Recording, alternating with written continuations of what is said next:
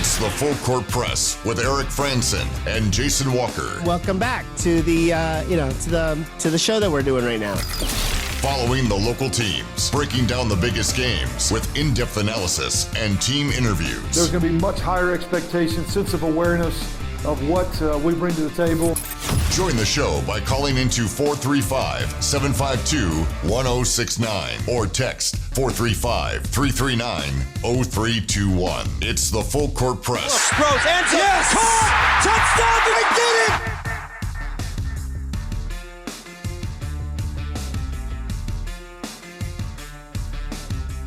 Good afternoon, everybody. Welcome on in. It's another edition of the Full Court Press. Eric Frandsen, Jason Walker. Talking about what's going on in sports. Also trying to keep a local flavor for what's going on. Yeah, at a time where there's not a whole lot of local sports going on, most of those have ended. We're in the off-season period, save for like RSL. Yeah, but we've been able to get some unique content with some great interviews recently. Championship-winning coaches joining us over the last couple of days. And an interview today that we hope will be a championship coach someday soon at Utah State University. The new head basketball coach for the Utah State women's basketball program. Joining us now, Coach Wesley Brooks, joining the Full Court Press as he takes the reins of the Utah State women's basketball program. Coach, thanks for your time today. Eric and Jason, glad to be here. Love the name of the show, Full Court Press. That's what we're going to do here on the women's side, so love it.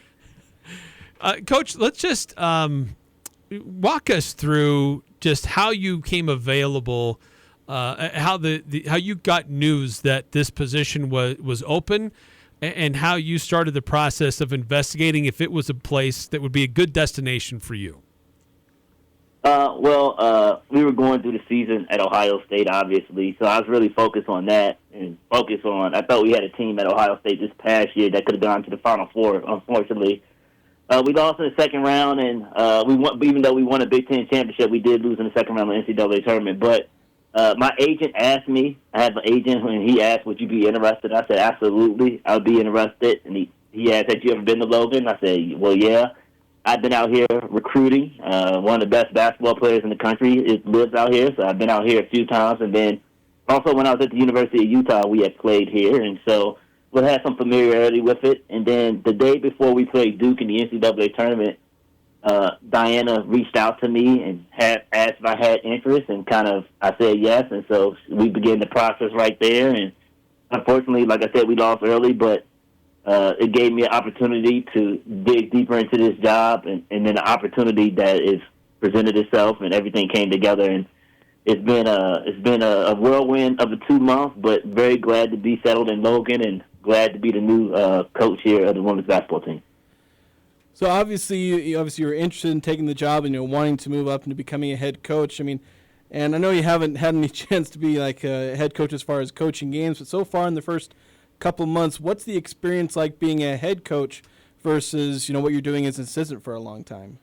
I would just say final decision making. Honestly, as an assistant, you don't hire the staff, but as a head coach, you hire staff. And then obviously, everywhere I've been, I've had a lot of input recruiting wise, so that hasn't really changed. I just basically told the assistants what I want to do recruiting wise and how I want to recruit. But basically, I would say there's final decision-making, and everything, rises and falls on your leadership ability and decision-making. So I would say that's been the biggest change here in the last 2 months for me. It's kind of, as far as recruiting, just tell us about the process of building a roster. I think you might have one or two more spots. Like, the roster's mostly done at this point. So what was that process like for you as far as trying to build a team to fit your style? You mentioned you want to do full court press, high-speed basketball. What was that like building a roster, finding players that could fit your style? Well, I think, first of all, when I got here, there were only 6 players left on the roster, so it was already 9 spots available. And so what we tried to do as a staff, I told everybody, let's just recruit shooting. I think shooting is the most important thing. I think one of my favorite coaches, and he won a game in the NCAA tournament this year, was Greg Campy, and he says if you can shoot, you can play this game. So I've always believed that, and I think shooting is one of the most important things. So we try to recruit shooting, and then we try to recruit good people and people who have won. We got blessed with one kid who was already signed, CJ Lotta. She's already signed, and she'll be here with the previous staff, and she's a really, really good player who wanted to be here. Then we went out and got Danae Skelton, who's the best shooter in Canada. She's hit 9 to 10 threes in multiple games. And then we got a kid named Carly Banks, who's a freshman, who will be a freshman, who had 38 in the state championship of Idaho. And she's kind of underrated. I think one of the most underrated players in the country, to be honest, just for her skill set and what she can do. And then we went and got some junior college kids. So, I mean, we had, like, for me, recruiting has never been an issue because of connections in the United States and worldwide I have. But we just tried to build a team so that we can make shots, which is the most important thing in basketball, and then kind of get high IQ people so we can play the style of play that we want to play. You've been able to retain some players, but also recruit players that are from the area generally. What's that process been like, and how? I don't know if the right word to say, how important is it to have players that are generally from the region, not necessarily from Cache Valley specifically, but from the region be a part of your program here? I think it's very important. I mean, at the end of the day, we want to have a fan base that comes and support our team, and I think that's one of the things that we needed to change here is we need to have support.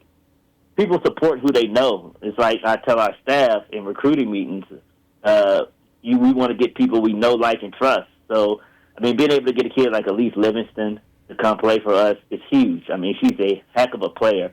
Reminds me a lot of a player I coached last year at Ohio State named James C. Sheldon, who's playing for the Wings right now. She has the ability to get up and pressure the ball. She has the ability to make shots, and she's a winner. She's won state championships. So the ability to bring a kid from Logan, from Ridgeline, from a winning program over to Utah State is huge. I mean, she's won a lot of games already in the spectrum, and we look forward to her winning more. Then you go get Jameson, who's from CSI, but she kind of played in Salt Lake Community. She played around Salt Lake, from the Salt Lake area. Got a kid that played at Salt Lake Community College, Mia Tarver. So you want to get kids like that, and those kids want to be here at Utah State. I mean, I was surprised. The biggest thing I found, and the biggest surprise I found was how many kids really wanted to be at Utah State despite the history of the program, despite what is going on. This speaks to the testament of how fantastic of a university Utah State is, and just the athletic program, and just kind of just salute those kids for believing in the vision that we're going to get this thing done. So one more question I want to ask about recruiting. It kind of has to do with, the amount of freshmen you're bringing in. It kind of goes against the trend that we see in a lot of sports, especially basketball and football, where it's transfer heavy, but you've brought in a lot of freshmen. Yes, was that something you were trying to do, or is that just kind of what happened when you were going out and finding them? I think it was kind of just happened. It's twofold. I think it's going to be beneficial for us in the long term. I'm very excited about the freshmen. I call them my Fab Five because of I think they're all talented. And I think they all have unique abilities, and they'll fit perfectly in our system. And I joke with a lot of people, and I joke with our staff that you're probably going to see, at some point, you're going to see all five of them on the floor together at some point. So that's why I call them my Fab Five. The other thing is, I just think in this day and age of portaling, you better have a large amount of money to go get kids out the portal. We're just not in that place yet. We have a great collective. We have great resources, but we're just not. Our program is not at that place yet to be able to go and land a kid out of the portal and meet those demands. We did get one kid out of the portal, and it was based on relationship and friendship. A kid that transferred from Rhode Island, who I think is going to be very, very good for us. Athletic kid. She played on the French national team. Her name's Sophie Sinet. But I think it just kind of what we had to do, and basically we wanted to recruit shooting. The Aggies shot last year 22% from three, and that's just sickening to me. So one of the things is you look at the stats and you look at how can we improve this team right away. And so you say, okay, let's go get people that can make shots. And so we found a bunch of freshmen that can make shots, that have high IQ. Honestly, when you're bringing freshmen in, you're going to take some lumps. But as I tell everybody, we're going to take some lumps, but we're also going to give out some lumps. And so it'll be a work in progress, but it's going to be really fun, and the community will get to see these kids grow up, and it'll be really, really fun. Wesley Brooks, the new coach for the Utah State women's basketball program, joining us here on the Full Court Press. And Coach, you talk about building your roster. What about building your coaching staff? What was that experience like for you, and what can you say about those who have signed on to join you here in Logan? Well, I was very intentional with the way I built the staff. So I'll just tell you a little bit about the staff. So my associate head coach, Valeda Harris, just very, very familiar with Utah. She had spent 6 years at the University of Utah, not with me, but with the previous staff before I got to Utah. She had spent 6 years there. Then she had been a head coach at Weber State. And so she has over 10 years of experience of living in Utah, recruiting Utah, understanding the culture. So she's my associate head coach, and I've known her for years, and we've always talked basketball. Then I brought Joe Hay in, who I think is one of the smartest and most dynamic minds in our game, to the point where he took a St. Francis PA team to the NCAA tournament and gave UConn fits with his style of play and the way we're going to play, and he's a master at that. So he's going to help us establish that tempo and pace. His teams at St. Francis PA was top 25 in scoring, pace of play, and that's a very, very, they're a 16th seed, and, they gave UConn fits. He lost to UConn 120-80, but he put 80 points on UConn, which says a lot. And then I hired a former player of mine, Alexis Hyder. She played for me at the University of North Texas. She played at LSU also, played 6-7 years overseas. So I wanted to get somebody that was familiar with my coaching style, who had been around me in practice. And then I retained CJ Pace. She was on the last app, but I retained her because she's been very, very instrumental in the transition. Very bright young lady, helped with the transition, build that bridge between me and the returners. And then I got 2 young up-and-coming coaches who are brilliant. Josie Williams, who played at UVU. She's from Utah, from the Ogden area, also played at Louisville. She's our ops. And then Kaylee Quinn, who will be our video coordinator, and she was at Westminster last year, and she also played at Weber. So got the mix of Utah with the mix of a person who played for me, with the mix of a bright mind. So I think our staff is phenomenal. They've really helped in the transition. We've been going over kind of what we're going to do and preparing here, and we bring the kids back June 24th, so we're excited to get to workouts. So with this coaching staff and with the roster, having some freshmen, you mentioned you might take some lumps, people try and give some lumps. Like, what kind of expectations do you have for year one? Like, what's kind of the measure of success? Like, what do you feel like is the measuring stick for a successful year one in your first year as head coach? Well, I have high expectations, and I'm very demanding. And so, as I said in the press conference on day one, we just need to get 1% better every day. But at the same time, I want to win, and the goal will always be to win the Mountain West Championship. And obviously, the program has never been past the second round of the Mountain West tournament. So we need to first of all, we need to do that. So obviously, my goal, we say you set realistic goals and you set lofty goals. Realistically, I want to finish top 5 in the league. Obviously, get that bye and then win a game in the tournament, and then let's go from there. But loftiness is I want to win the Mountain West year one. Now, how does that look? I don't know. But we're going to be working every day towards that, and we're going to get 1% better every day towards that. The goal will always be in any season to win the conference championship. And, Coach, to that end, I just was going to ask you what your assessment is of the Mountain West and the style and level of play throughout this conference. I think it's solid. I do. I think you have really. I think the pecking order is UNLV. Obviously, they won the league the last 3 years, and she's done a hell of a job coming from Stanford and is building that program. I think Colorado State, Ryan, has done an excellent job with his recruiting and program in Wyoming. Are really, really good. So I think those are the 3 top hitters. I think what we need to do is our style of play. I think is going to be very unique and very difficult for a lot of people to play against, especially with the elevation and the climates that we'll be playing in. So I think we can bring something unique that can actually get us where we want to go quicker. And so I'm just looking forward to rolling out our style of play because not many people play the way we're going to play. You may have already just answered this question, but I was thinking, as far as your roster and your style, you feel like it matches up well with the Mountain West? Do you feel like that your roster can pull off that style and make waves in the Mountain West? You mentioned being unique in the Mountain West. You feel like that'll? Well, yes, our press is very unique. It's kind of it's funny. The thing that I laugh about, Vance Wahlberg is where we got our press from, and we ran it at Ohio State. And we were on Zooms with him last year at Ohio State, and while he was coaching high school. Now all of a sudden he used to coach at Fresno State. So everybody in the league is going to be very familiar with our press because of Vance Wahlberg, and then I think the way we're going to do it. And I think our style and our ability to implement it. I don't think you have to be the best athletes to do our press, but you have to be disciplined and you have to be in your spots and your positions and know your rotations to do it. And then I think we're just going to practice fast and we're going to play fast, and I think it's going to bode well for you. The more points you score in a game, the basketball is like this. I always like to say, I can beat Jordan if the game's to 2. I can't beat Michael Jordan if the game's to 11. So I always like to tell people that. So the more points we score, the harder it is to beat us. The slower we play, the easier it is to beat us. So we want to get this thing going and get this pace of play up and down. Coach, this is the time of year where coaching staffs are evaluating their players, maybe still trying to finish the final touches on their rosters, but also planning and figuring out what your schedule is going to look like next year. What type of teams, what type of schedule are you working on to put together for your team in your inaugural season at Utah State? Yeah, it'll be very, very competitive. I think people are going to be very excited with the schedule. Obviously, we have some home games that we got to return.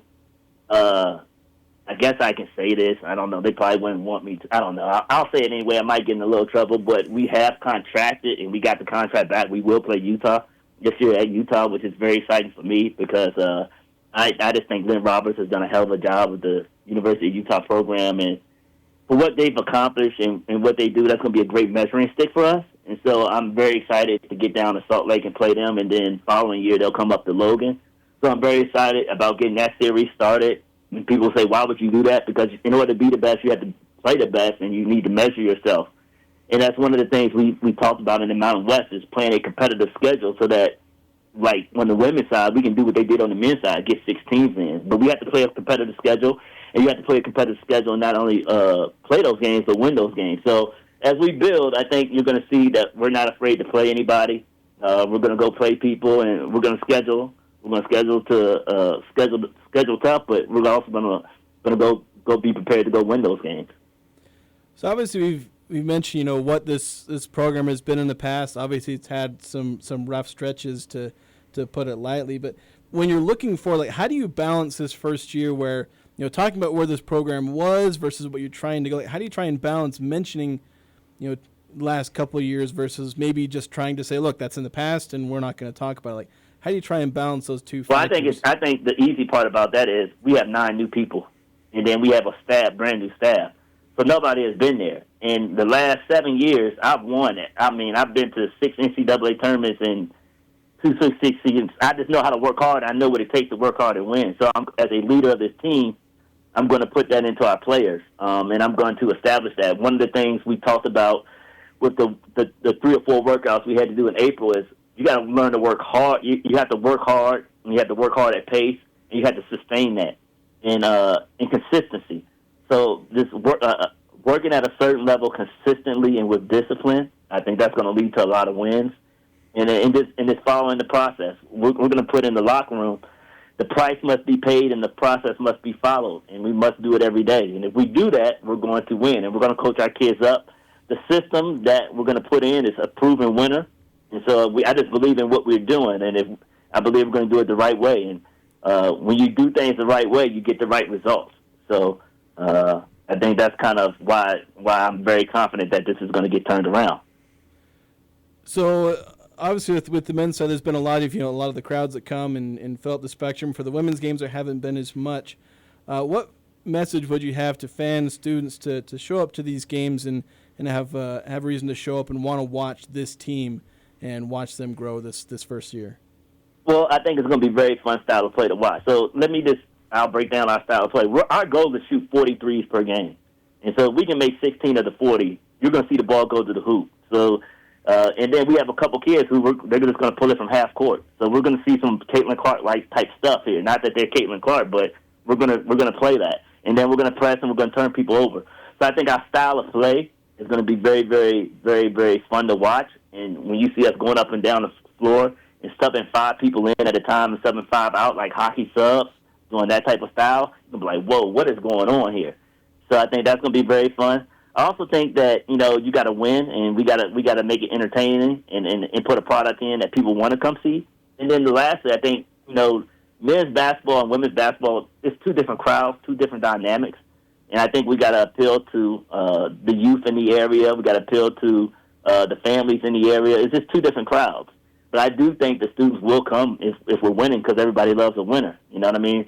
We all have our favorite teams, and so, like, I'm a diehard 49er fan. If the 49ers not winning, I don't want to watch them. But when they're winning, I want to watch them. So, I mean, it's just kind of one of those things. So I'm very aware of that as a sports fan, also as a coach. So. Well, Coach, we wish you the best of luck. Excited to see new energy, new direction for Utah State women's basketball. Excited to see the roster that you're putting together and the coaching staff as well. Wish you the best of success this offseason as you get ready for your first year as a head coach and the new coach here at Utah State. Thank you so much for having me, and I enjoyed being on the show, and look forward to talking with you guys soon. Absolutely. Wesley Brooks, head coach for the Utah State women's basketball program. And season will be here before we know it. And expect the roster reveal probably not too far away. But at least we know one game is on the schedule. University of Utah. Yeah, that's exciting. There we go. Thanks again, Coach. Appreciate your time. No worries. Okay. Again, Wesley Brooks, head coach for Utah State women's basketball. Take a time out here in the Full Court Press. When we come back, we'll react to some of his comments and other big news about Utah State athletics and more locals committing to Utah State. We'll discuss who they are and to what sport next on the Full Court Press. Are you seeking the best in healthcare services in Northern Utah? Look no further. Aegis Healthcare has been voted the best of Northern Utah. I am Jason Jones. We take pride in providing top quality home care and hospice services to the residents of Northern Utah. Experience the difference with Aegis. Our dedicated team is here to provide compassionate home care and hospice services tailored just for you. Call us today at 723 the t-shirt. It's the unofficial clothing of summer. We all have a favorite t-shirt. The Logo Shop has custom screen printed over 1 million t-shirts for teams, clubs, businesses, family reunions, fundraisers, marathons, bike races. One-of-a-kind designs with creative graphics, even funny phrases. Whether you need a couple dozen or a couple thousand, the team at the Logo Shop will help with your one-of-a-kind design. From concept to creation. Order your custom t-shirts from the Logo Shop. The Logo Shop. The Logo Stuff. The Logo Shop. A diamond is forever and is perfect to represent your love. For those special occasions, give her a natural, one-of-a-kind diamond as unique as she is. Our exclusive brand, Neat and Brilliant Diamonds, is both beautiful and affordable with quarter-carat diamonds starting at $499. We have hundreds of sparkling diamonds at our integrity price guarantee with financing available. An investment for generations to come, Monday through Saturday 10 to 7, where Utah gets engaged. S.C. Needham Jewelers, middle of the block at the sign of the clock. Following the local teams, it's the Full Court Press with Eric Frandsen and Jason Walker.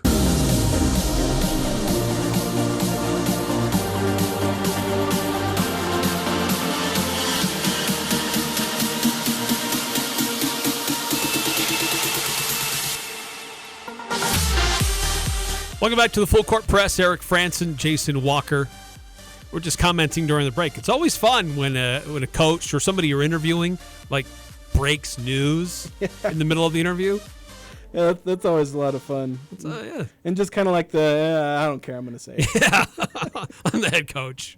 That's what I love about head coaches who are like, obviously there's going to be a level of coach speak that every coach can have to do, and they kind of keep some things under wrap. But then there's one that just like, look, I'm just going to say it how I'm going to say it. And we've had coaches that are a lot like that at Utah State. Most of them are like that. It's just like, I'm just going to say it. That's how it is. That's how it is. Yes. And honestly, I've really loved Wesley Brooks so far. He seemed like a very energetic guy, and he plans on bringing an incredibly energetic style. I, quite frankly, cannot wait to see them play. I'm half expected to see if you hear him describe it. It's like, woo.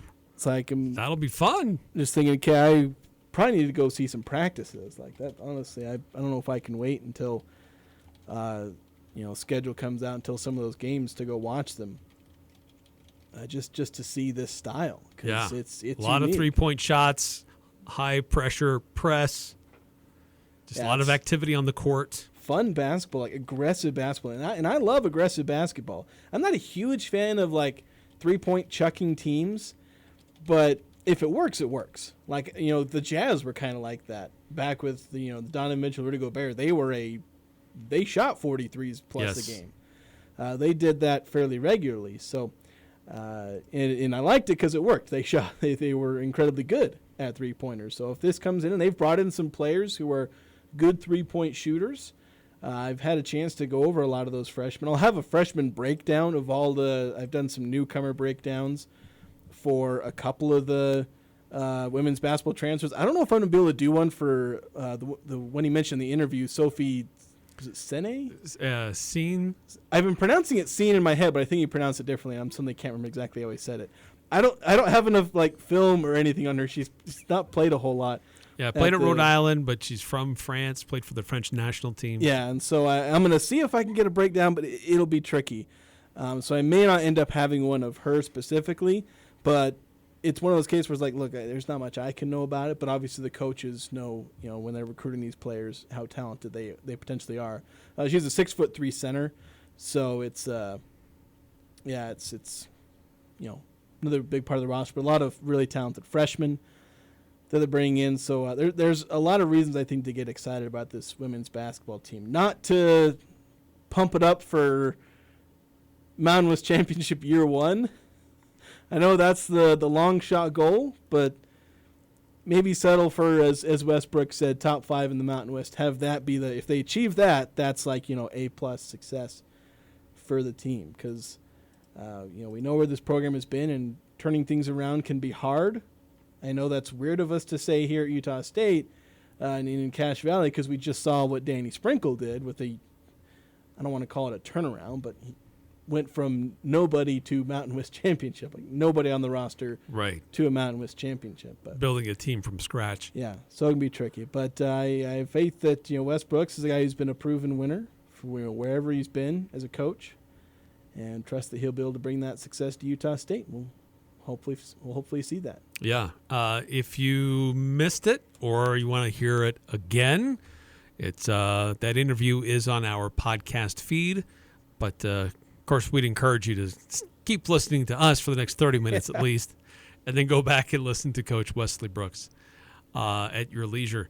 But talking about bringing players to Utah State, he was very high level of importance to him of bringing players from the region to Utah State. And we're seeing that happen with another particular sport today with a couple of Region 11 players coming to Utah State from some softball. Yeah, something that I noticed there were a few announcements with transfers with softball, and I kind of retweeted them. I didn't take too much notice. I'm going to dive into recruiting for a lot of these sports a little bit later. And then I just pulled up the press release, and I was like, hey, why don't I read about it? It was just after my lunch break. And then I was like, wait a minute. Both these players are from the Valley. They're both transfers. They're not signing these players out of their respective high schools. So the two players are Kenzie Hale and Olivia Marble, formerly Olivia Taylor. Kenzie Hall was at Ridgeline. She started there, All-State, won a state championship, helping Ridgeline to what was at the time their first softball championship. Of course, they grabbed another softball championship this year. But, yeah, she was obviously a star player there. And Olivia Marble, she also won a state title at Bear River. They won it in 2021, Ridgeline in 2022. And she actually went viral. If you remember that clip where it was her where she went end like over leapt end backwards. Oh, that's right. To grab that. That was her. That's right. Over the at the fence. Yeah, over the fence. It was in the state title game where Bear River ended up winning. I forget who they were playing in that game. So yeah, she went on Sports Center and all. Like she was like number 2 on Sports Center top 10. So yeah, that's who the Aggies are bringing in. Both of them actually went on to play at College of Southern Idaho, although they were never teammates. Marble played there 1 year, then went to go play at Abilene Christian and spent 2 years there. And then they're also offset by 1 year. So in the 1 year Marble was at CSI, Kinsey Hale was still at Ridgeline. Hale went to CSI, played 2 seasons there, while Marble was playing her 2 seasons through her junior season at Abilene Christian. Now they're both coming to the Aggies, finally uniting as Cache Valley Stars in Logan. Yeah, it's great. There's a lot of great talent from this area. So if the more of that can be retained to help these other programs continue to move on and compete at a high level is always exciting. It's always some degree of disappointment or sadness, maybe that's a better term, when great players go somewhere else, when there are opportunities for them here. And sometimes players have to go somewhere else to realize how much they appreciated it here, or things change and there's better opportunities to come back. So, the softball program had some ups and downs this last year, but certainly bringing in some high-quality players that have proven track records can only help the USU softball program moving forward. Yeah, and you wish these players could have come to Utah State right away, because I imagine if they had scholarship offers, maybe they would have come, because they both went, College of Southern Idaho, JUCO. So it's not like they went Division I right away. And I don't know if that was a specific choice, or I don't know the whole thing of recruiting, because these were players that were in Utah State's backyard, 2 elite softball programs in Utah State's backyard. And it's not like they've been shy about going after players at those schools. But, yeah, the fact they had to go the long way around to get to Utah State, you would have wished they could have started out at Utah State, developed, become stars, because you're going to get 1 year out of Kinsey Hale, because she's going into her senior season. You'll get 2 out of Marble. So, still get them at Utah State, but oh well, that's how it is. Yeah. Yeah, so I think I may have got that backwards, actually. Marble 1 year, Hale 2 years. I think I may have said that the wrong way around. Yeah. So it's Marble who graduated in 2021, spent 1 year at CSI, 2 at Abilene Christian. Kinsey Hale 2 years at College of Southern Idaho. Okay. There you go. Glad you got that. Got to get my wording straight. Get it all straight. I can't have verbal mistakes on radio. I never do that ever. It never happens. 435-339-0321 if you want to chime in on any of the topics or change the topics. 5338 is doing just that. Is Al getting residuals for the ads that he voiced prior to leaving? That must be a pretty sweet retirement income stream. No, there are no residuals. Yeah, technically, I think I may have appeared in an ad. I've voiced an ad. I don't know if I ever heard it. Will took us aside and we just recorded something for an ad one day. Yeah, we were cheering or chanting or something. Something. Yeah. But I never even heard the ad, so I didn't even know if it actually happened. Yeah, no, unfortunately, no royalties for ads around here. It don't work that way. We don't have enough money to give ads for royalties. 435-339-0321. Gosh, I also saw this. Where did it go? Utah State soccer getting a player coming back for a 5th year of eligibility. Oh, I did not see this. Yes, that happened just shortly before we went on the air. That's probably why I didn't see it. And yes, I'm scrolling like mad to try to find it. Just saw it on the old Twitter. Well, maybe we'll do this. We'll take a timeout. And before we go to timeout, just one quick text. 9-5 sent this in yesterday evening. It was about basketball, saying, if I was a Mountain West basketball team right now, I would start to worry that USU is going to be a higher level team than last year with a new coach. So we were talking about the men's basketball team. Hoping women's basketball, too. Yeah, we hope for both. Yeah. I have my doubts that this upcoming team, the men's team, can be better than last year. Take that with a grain of salt for all that I was saying last summer and being very wrong about that. But my analysis is this is a team you don't have a player as good as Darius Brown, as good as Great Osibor. It's not just a top 1, it's top 2. Who's taking the reins there and being that elite? Player of the year, first team All Mountain West. The Aggies would be lucky to have 1 first team All Mountain West player, let alone 2. Let alone multiple Player of the Year candidates. So you can say they'll be better top to bottom, but every year we say this, the team's going to be deeper. And then it's always an 8 or 9 man rotation. Right. Yeah. It's you find who your best players are, and you go with the guys you can trust. That's just how it is. Yes. By the way, it's Addie Simmons-Wykers, who is coming back for a 5th year. She's the center back, or her quote is, "I'm returning for my 5th year because of the joy I get from being part of this program. Our team won the tournament last year, but it's only the beginning of what is possible. I'm excited to see what we can accomplish this year. Go Aggies." So announcing today that she is coming back for her 5th year of eligibility. Yeah, she was one of the top players. I know one of their Kelsey Kafusi. She ended up going to the pro women's soccer league. I suddenly forget the name of that, but yeah, she's getting back one of. She's going to be one of the key losses for this team, especially on defense, where they had a super experienced back line and goalkeeper, and they were losing most of them. And getting Addie back, that's huge, where they're returning a bunch of the guys they have on offense who are trying to develop and get a little bit better, and so returning a little bit more experience. That's huge for soccer.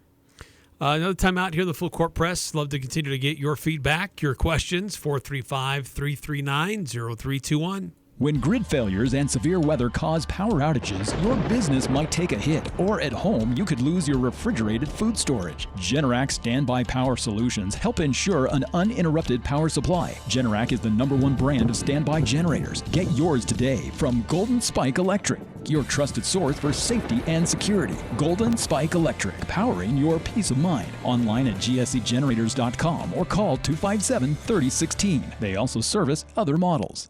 What can a business technology partner do for you? Well, a great one like Les Olson IT will help you become more efficient, more secure, and help you stay on top of your network. Plus, they have all the products and services you need. Computers, servers, business telephones, surveillance cameras, office applications are just the start. Les Olson IT's network cabling team can help you build a network from scratch or improve your existing network. Learn more about your office technology partner at lesolson.com. Les Olson IT. No matter what the condition, DD Auto and Salvage can get your vehicle off your property. Now is the time to make some extra cash by calling DD Auto and Salvage. Let them pay you for that old junk vehicle. DD Auto and Salvage makes it easy to get rid of your junker vehicle, paying you the most money possible. Pickup is available. Call 787-1204. That's 787-1204. And call today. See store for details. Beezer Lock & Key specializes in securing your world with their expertise in locks, keys, and hardware. Every aspect of their services is meticulously tailored to ensure your safety. They offer a vast selection of hardware brands and access control options, along with custom master key systems. With Beezer Lock & Key, you have control of your facility's access 24/7. For 28 years, Beezer has provided top-notch security solutions that stand unmatched in the industry. Visit 4th North, 1st West in Logan, or go to beezerlock.com to discover more. Happy Father's Day to those amazing dads out there. This is Kristen from the Sportsman in downtown Logan. We have great deals on e-bikes from Cannondale, Super 73, Da Vinci, and Marin. Get Dad some shirts and shorts from Cool, The North Face, or True Grit. He will love a pair of shoes from Keen, Technica, or Chaco. New this year, the Sportsman has men's cologne from True Fit and Heel out of London, and my favorite is St. John's of the Caribbean. We'd love you to shop for Father's Day's gifts at the Sportsman on Main Street in downtown Logan. Experience Barrel and Stave on Federal Avenue, where good food, good drinks, and good people meet, using local ingredients to create the most delicious taste possible. Barrel and Stave is a cozy cocktail bar offering a large selection of wines, whiskeys, and cocktails, along with an amazing selection of bar bites and weekly chef specials, guaranteed to tantalize your taste buds. With handmade pasta nights every Tuesday and Thursdays that offer $2 off drafts. Come see what you've been missing. Barrel and Stave, Tuesday through Saturday evenings on Federal Avenue in Logan.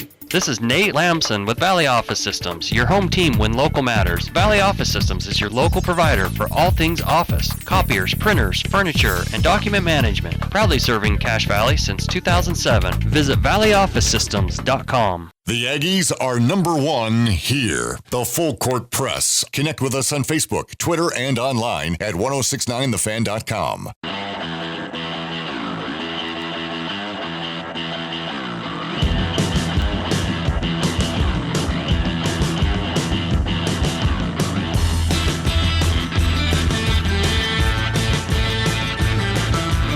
Welcome back to the Full Court Press. Eric Frandsen and Jason Walker here on a Tuesday. Love to have you part of the show. 435-339-0321. 2305 during the break. In late today, have you talked about the transfer from Gonzaga to the men's basketball program yet? Yeah, we spoke about him probably a little bit more extensively yesterday when the news broke. Not a lot of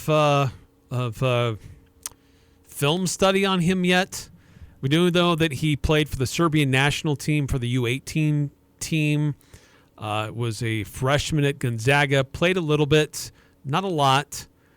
And has several years of eligibility to play. 6'9", 215 pounds.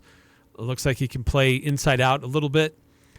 But that's about the extent of my knowledge. Yeah, so I was able to do a little more film study today. I was able to watch, there was a preseason scrimmage, an inter-squad scrimmage that Gonzaga did. Their blue, white, or navy, whatever colors they call them.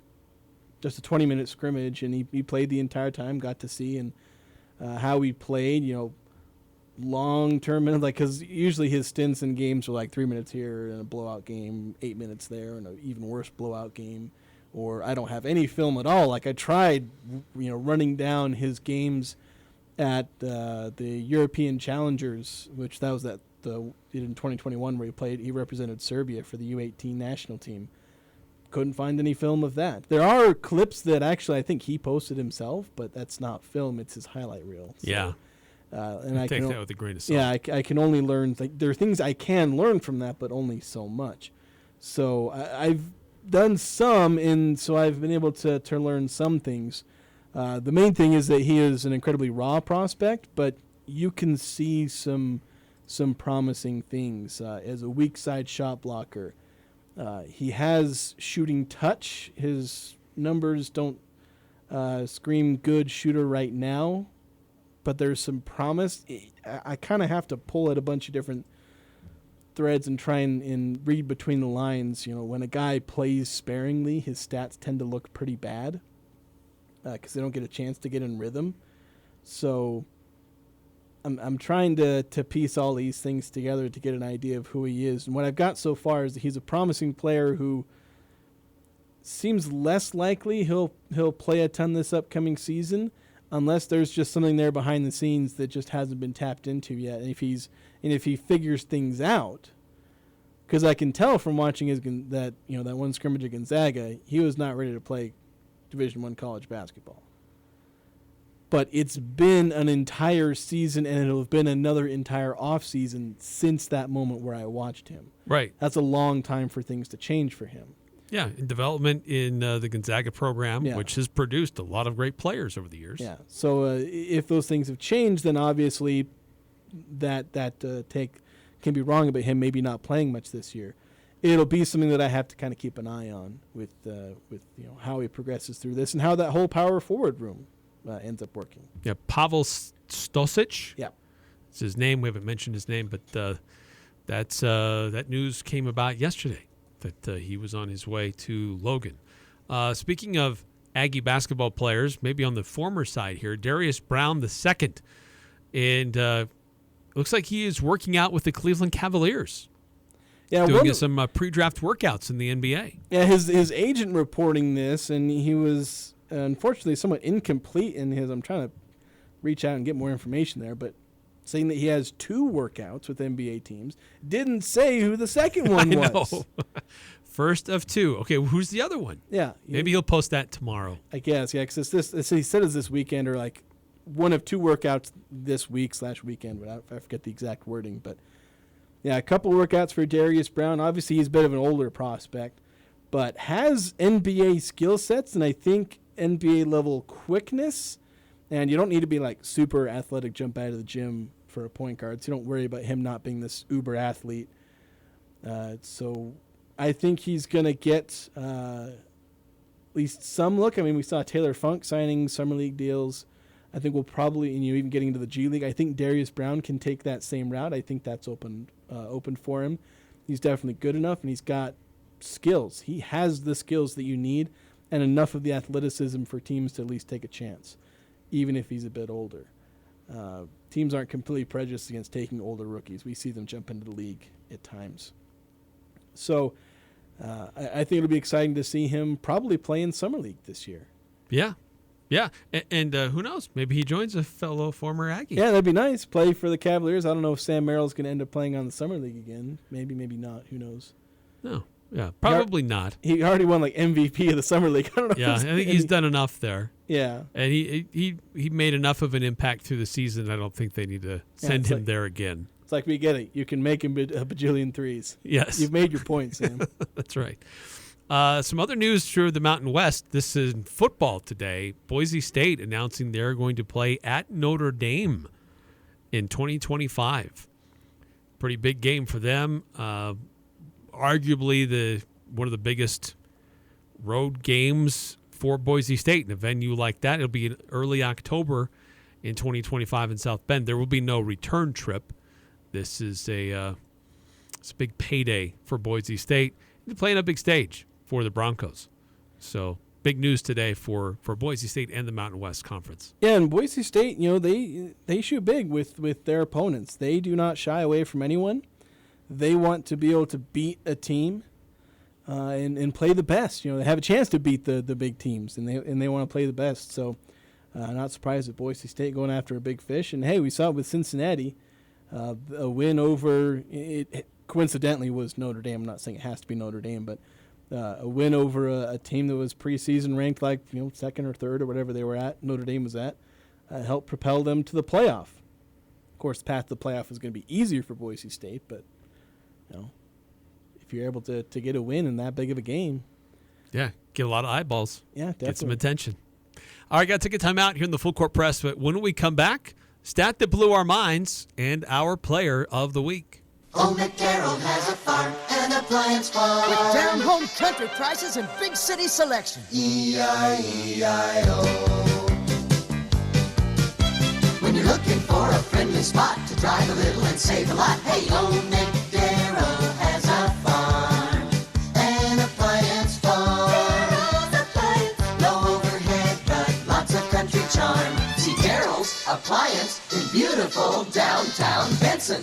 Hi, I'm Jay Broadbent with Alpine Home Medical. I'd like to invite you to learn more about us. Since 1997, we've been Utah's premier one-stop shop for home medical equipment. What sets us apart at Alpine Home Medical is the superior level of customer service. We provide home oxygen, CPAPs, wheelchairs, scooters, breast pumps, and so much more. Come on down and get to know us. Alpine Home Medical, we bring wellness home. Visit alpinehomemedical.com.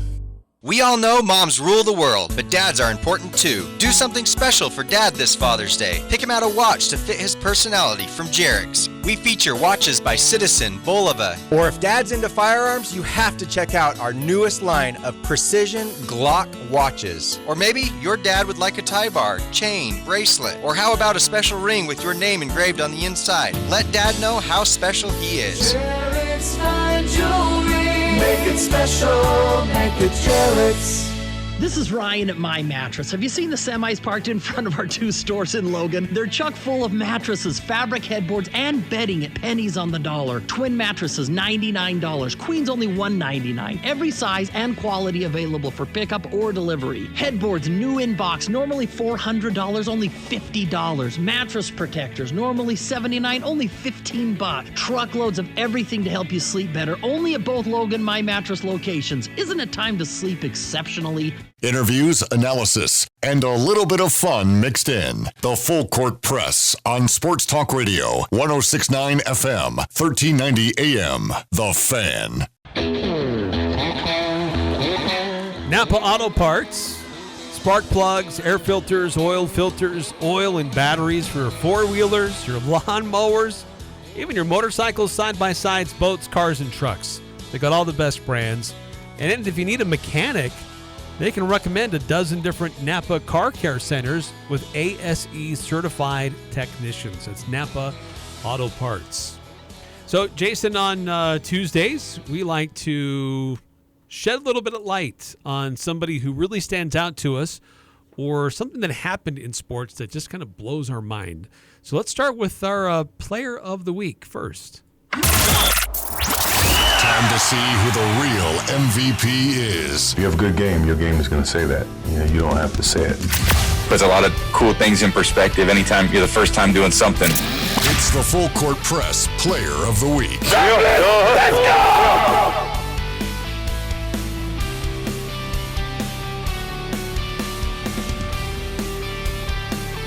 I turned my mic on, right? Yeah, sorry. Player of the week. Now, I want to start off with mine, and there's really no other choice for me. It's local. It's an outstanding performance, and it was part of a very exciting game. Mine, none other than Chicho Arango, who continues to lead MLS in goals scored. I believe he's up to 15, and he had a hat trick. Maybe up to 16, I guess. He had a hat trick against Austin FC as RSL won 5-1. And Eric, there was one particular goal that stood out to me as it was insane. It was just like in the moment you're not even thinking that there's maybe going to be a goal, and then all of a sudden, Arango lets it rip. Coach Pablo Mastroeni. Arango gonna let it go from distance. Chicho!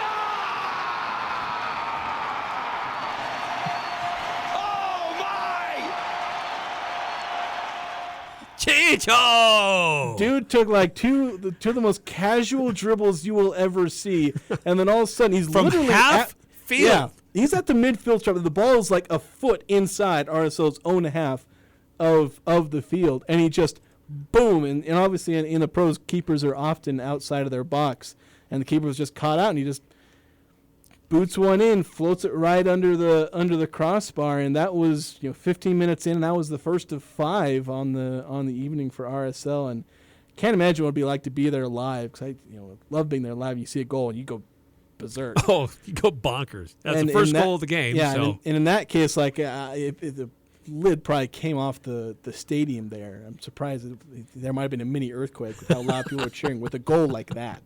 Pretty impressive. My player, Asia Wilson, over the past week, she's played 4 games, averaging nearly 27 points over those 4 games, 13 rebounds, 2.5 assists, 1 steal, and 3 blocks. She's everywhere, doing everything for the Las Vegas Aces. So very solid week for Asia Wilson. What about the stat that blew your minds? Let's take a look at the numbers.